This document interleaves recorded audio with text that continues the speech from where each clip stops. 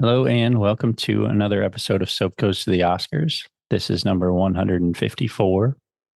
I'm recording on February 28th, 2026. I watched the movie this morning, and the movie was The Best Years of Our Lives, which is the winner of the 1947 Oscars, which is the movies released in 1946. This one was on Amazon Prime, so it was $0. So I paid nothing for this round. And that brings the all-time average down to 203 per movie, $2.03. And it brings the 1940s average down to 76 cents per movie. I've watched 152 of the movies. Again, remembering that two of them were not available at all, which is about 24.5% of the total 620 movies that there are currently. I have watched a total minutes of 16,837, which is 280 hours and 37 minutes, or 11.69 days. The average film length now with the newest round of 2025 movies added in is 126 minutes. That's for all 620 movies. So this one took me 13 days, which is the shortest by one of the 5 movies per year Oscars, which started. So this is the third one that I've watched with only 5 movies. First two took me 14 days, this one 13. So for all time, from the beginning of all this, I've averaged one movie every 6.72 days. And that's saying I'm going to finish based on that rate. I'll finish September 14th, 2034.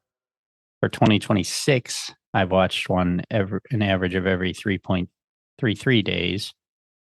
And based on that, I would finish June 1st, 2030. So either way, we got a while, guys. All right, that's enough of that. Let's get into it. The Best Years of Our Lives, also known as Glory for Me and Home Again, is a 1946 American drama film directed by William Wyler, starring Myrna Loy, Frederick March, Dana Andrews, Teresa Wright, Virginia Mayo, and Harold Russell. The film depicts 3 United States servicemen returning from World War II and readjusting to societal changes in civilian life. Men come from different military branches with different ranks that do not correspond with their civilian social class backgrounds. The film is credited for its portrayal of post-World War II era hardships and of reincorporation of veterans into society after their often traumatic terms in the U.S. military. It's one of the earliest films to address such issues, dealing with concerns such as PTSD and a resurgence of isolationist policy. There are prescient references to nuclear destruction and to reintegration policies with veterans that extended into the Vietnam War era and beyond. The Best Years of Our Lives was a critical and commercial success, winning 7 Academy Awards, which I'll get into in a moment. So the one actor, Harold Russell, who played Homer Parrish in the movie, was a double amputee, lost both his hands during the war, and actually did. And he was trained by the Navy, I believe, to use hooks, that he can manipulate. And, it was like right in the first couple minutes, they sort of demonstrated that. And I was impressed that they were even kind of showing that. And I agree with like what it said. I was surprised by its sort of the PTSD of it all, and that it actually depicted that stuff just because of the time. And,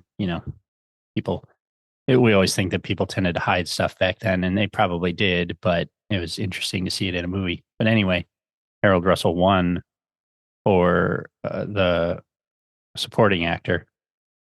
He also won an honorary Oscar for bringing aid and comfort to disabled veterans through the medium of motion pictures. The special award was created because the Board of Governors wanted to salute Russell, a non-professional actor, but assumed he had little chance for a competitive win. It was the only time in Oscar history that the Academy awarded 2 Oscars for the same performance.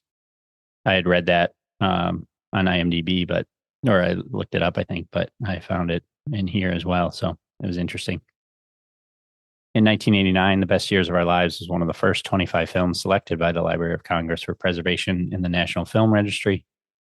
It was the highest grossing film in both the US and UK since the release of Gone with the Wind.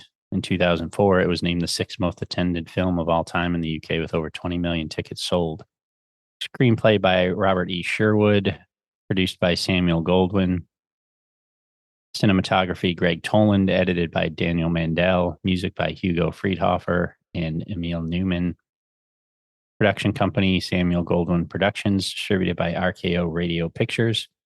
Release date, November 21st, 1946. And this says runtime of 172 minutes. I had it at 170 on IMDb.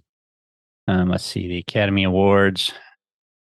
So there are 10 awards here listed. So Best Motion Picture at 1, Best Director for Wyler at 1, Best Actor for Frederick March at 1, Best Supporting Actor, Harold Russell, the guy I was just talking about, he won.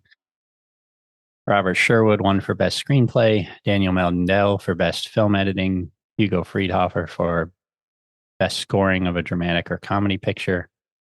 It was nominated for Best Sound Recording, didn't win, and it won the Academy won the honorary award for Harold Russell as well. And then the Irving G. Thalberg Memorial Award was given to Samuel Goldwyn. I guess it was nominated for 8 and it won 7, and then it had 2 honorary awards as well. There's a lot of information in here.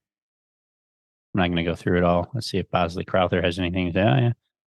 On its release, The Best Years of Our Lives received extremely positive reviews from critics shortly after its premiere at the Astor Theater, New York. Bosley Crowther, film critics for the New York Times, hailed the film as a masterpiece. He wrote, "It is seldom that there comes a motion picture which can be wholly and enthusiastically endorsed, not only as superlative entertainment, but as food for quiet and humanizing thought. In working out their solutions, Mr. Sherwood and Mr. Wyler have achieved some of the most beautiful and inspiring demonstrations of human fortitude that we have had in films."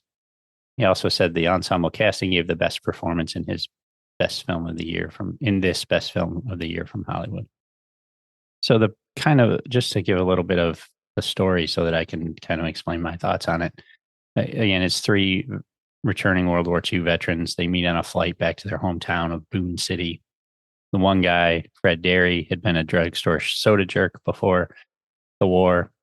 He lived with his father and stepmother. Oh, that's why I figured it was stepmother. He kept calling her by her name. On the wrong side of the tracks. And before he left, he got married in a whirlwind wedding to a woman who turns out to be a gold digger. Al Stevenson was an Army sergeant. That's Frederick March. He was a bank executive. Well, he worked at a bank beforehand. He didn't want to go back, but he becomes a bank executive. His wife is Myrna Loy, daughter Teresa Wright. They live in a luxury apartment. And then U.S. Navy Petty Officer Homer Parrish was a star high school athlete living with his middle-class parents and younger sister and dating his next-door neighbor, Wilma, whom he intended to marry upon his return from war. He's the one who lost his hands. So, they each kind of face different challenges. First of all, the Frederick March character is absolutely an alcoholic and immediately starts drinking when he gets home to his family, trying to readjust.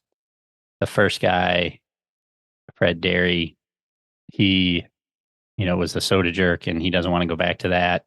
He's married to this woman who he can't even find for the first day and a half. And she is a gold digger and they basically hate each other. And he has nightmares of the war and he was a pilot and everything. And then obviously the third dude, lost his hands. So he's dealing with people staring at him. Although I will say everybody really treated him very well. That, there's awkwardness and stuff, not a lot of meanness necessarily, which, there might be in real life. So he's dealing with all of that and thinking that he's not good enough for the girl, his neighbor anymore that he wanted to marry. But she's perfectly willing, she's still in love with him. She still wants to marry him. So they're all dealing with those things. Now, the one thing I found was the story I liked the best of those 3 was the guy that had lost his hands. So he won Best Supporting Actor. His acting was not terrific. It was, as I said, he was a non-professional actor. The Academy didn't think he was going to win, so they made up this other award for him to honor him. But then he did win. He was just very stiff, and that just came through as he wasn't an actor. But he was fine. It almost worked. It worked in his favor a bit because he was awkward and shy about the hands and everything. So it definitely worked fine. But his story was the most compelling. I wrote in my notes, if 15 minutes in, it was getting me in the feels. Like when he went back to his family and how excited everybody was. It was really emotional. His was the only one that I really, not that the only one I cared about, but it was the one I wanted to get back to the most. And he had the least amount of time on screen, possibly because he wasn't an actor and, maybe those scenes weren't, and there might not have been quite as much story to tell. It was a little bit more, it was, I hate to say it this way, it was a little less complex. The other guy with the family and kids, and the son doesn't really seem to respect the father that much. The father brings him home Japanese souvenirs, and the kid doesn't really care. And then you never see the kid again. It was mostly the daughter, played by Teresa Wright, that you saw.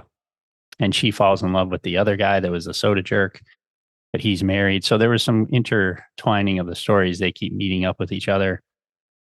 But again, I just found the one guy the most compelling. And the other two were good too. Frederick March has been in several things. He was Jean Valjean in Les Mis. He's very good. And the other guy I don't think I've seen before, and he was good too.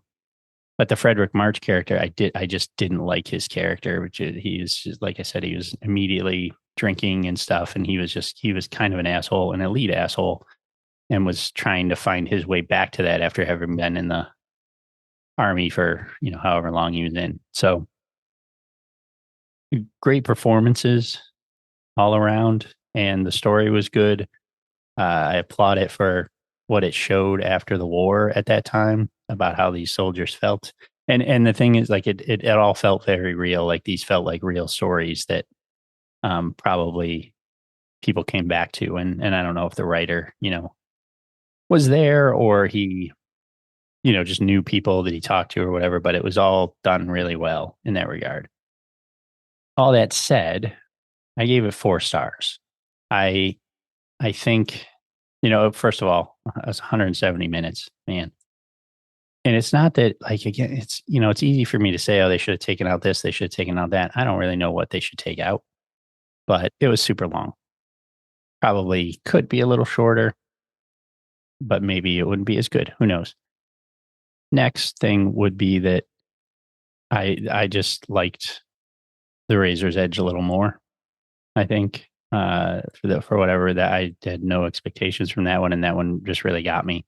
It's a Wonderful Life is just a 5-star movie. So, and maybe this one is too. I gave it 4 because it was, maybe not quite perfect for me, but overall really good.